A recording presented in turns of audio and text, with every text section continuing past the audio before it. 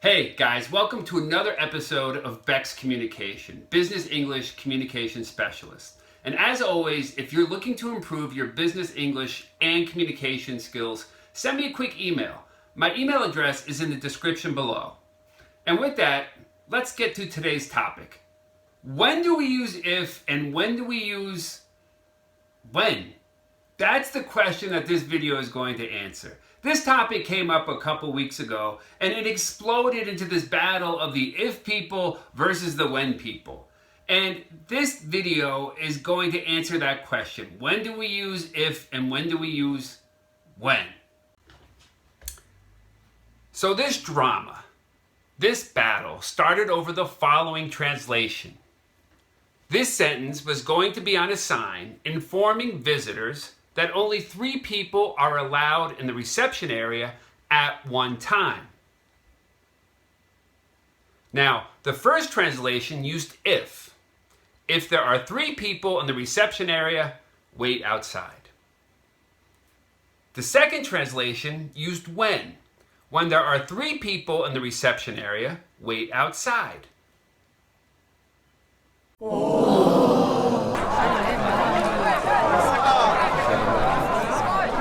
And yes, when we look closely at the uses of when and if, they do appear similar. They both communicate a cause and effect. But when we take a step back and look at things from a communication perspective, there are some very big and very clear differences. What are those differences? Well, number 1 is certainty, Bestimmtheit. Number 2 is predictability, Vorhersehbarkeit. And number 3 is authority, Autorität. So let's look at each one and end this horrible battle. If versus when. Rule number 1, we use when to communicate certainty. We use if to communicate possibility. When we compare the use of when in certainty and if with possibility, the communication becomes much more clear. If I tell you, if I come home tonight, we can watch a movie. It communicates that there is a significant possibility that I might not make it home. If I tell you, if I come home tonight, we can watch a movie, you should probably come up with a plan B. Now, if I say, when I come home tonight, we can watch a movie, there is much more certainty to that. That communicates that upon my arrival, which is certain to happen, we can watch a movie. So, when I come home tonight, we can watch a movie. Absolute certainty. We don't use if. Let's take another example. If I wake up tomorrow, we can go running. Think about it. That communicates that there's a good possibility or a significant possibility I might not wake up tomorrow morning. Now, when I say, when I wake up tomorrow morning, we can go running. That communicates with certainty that I will wake up tomorrow morning, and when we do, we will go for a beautiful run. So we use if for what's merely possible. We use when for what's certain. Number 2, predictability. We use when to describe situations that are predictable. Predictable means vorhersehbar, foreseeable, to be expected. It wasn't a matter of if this would occur, it was a matter of when this would occur. Take, for example, when I go to the gym, I talk to a lot of people. And if you know me, this is highly predictable. When I wake up earlier, I get more done. It's predictable. When is connected to predictability, and with that, certainty. It's certain, it's predictable. If is possible. It's a maybe. It's an if. Here is an example from one of my social coaching workshops. The predictability of if she calls or when she calls. Now let's say we meet somebody who's very nice and very fun, and you give them your phone number. and they say, great, if I have time this weekend, I'll call you. What they're really saying is, thank you for your number, I'm never going to call you. Now, if you give them your phone number and they say, great, when I have time this weekend, I'll call you. What they're really saying is, great, when I have time this weekend, I'll call you. The first one with if is a rejection with a smile. The second one is, they're going to call you. So if, nah. When, yeah. Number 3, authority. We use when to communicate authority. What exactly does that mean? Well, when we use when, it communicates that this is a rule to be followed, that there is no discussion. This is not a proposal or a suggestion. It's a rule, that what is written is the law. For example, I don't tell my kids, if it's 9 o'clock, kindly brush your teeth and go to bed. No, I say, kids, when it's 9 o'clock, you brush your teeth and go to bed. Now, the challenge is that if can be seen as a suggestion, like it would be nice. When has more authority, more certainty to it. Mehr Macht. Okay, now let's answer the question. Which translation is more correct? The one that uses if or the one that uses when? These are the translations we talked about at the start of this video. These two sentences, with a variation of only 2 words, really did create a lot of drama. The good news is that we can now make a better and more informed decision about which is more correct.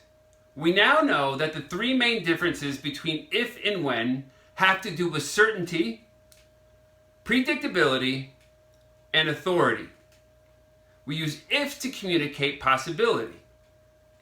So let's resolve this conflict, and we'll start by looking at certainty. Was it certain that more than 3 people would be in the reception area? Yes, it was absolutely certain that this situation would occur. This venue has hundreds of visitors a day. This venue was part of a customer experience with a large following. It was connected to a major global brand. It was visited by families, tourists, and even employees of that brand would come and visit this venue. When communicates certainty and if communicates possibility. 3 people at reception wasn't simply possible. It wasn't a maybe. It was certain. Was it predictable? Absolutely yes. This venue was part of a customer experience package. There were multiple peak times, meaning that groups of people were going to visit this venue morning, noon, and night. I myself visited this venue on a Wednesday morning at 9:30, and even then there was a line of people waiting to get in.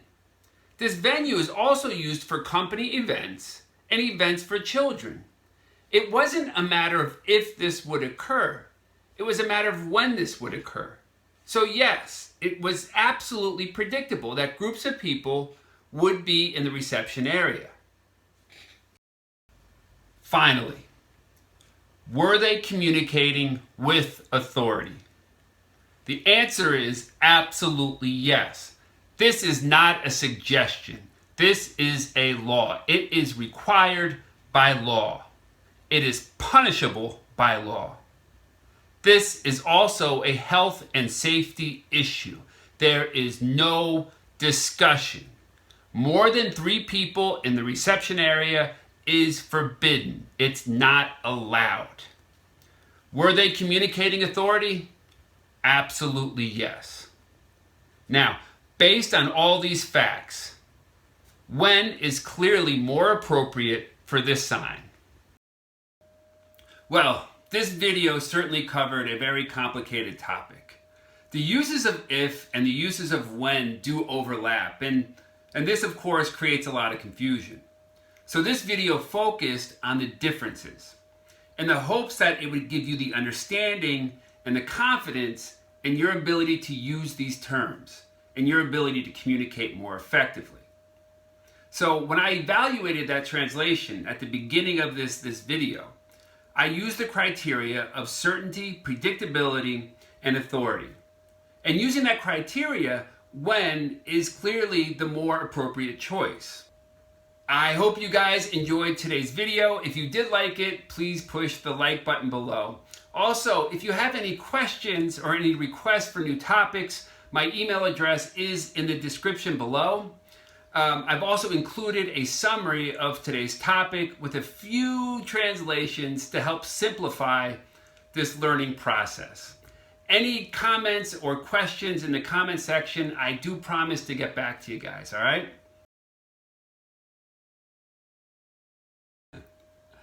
So, this is the book that we are going over in the Besser as Vorher workshop. This is the book that we are going over in the Better Than Before workshop. It is the Asshole Survival Guide. It is a fantastic book. Now, if you're looking to improve your business English and communication skills, the Better Than Before groups are absolutely perfect. They are a lot of fun, and what we do is we improve our business English and communication skills by looking at vocabulary and these types of text, but we look for ways to improve our business skills, our interpersonal skills, to become more empowered.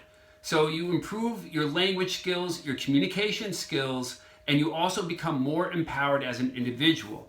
So the Asshole Survival Guide really does talk about dealing with people who are difficult. It is insightful, it's fantastic, it's in English. I currently have 2 of these workshops going on. I'm looking to start a 3rd one because they are very successful. If you are interested, please let me know. My email address is in the description below.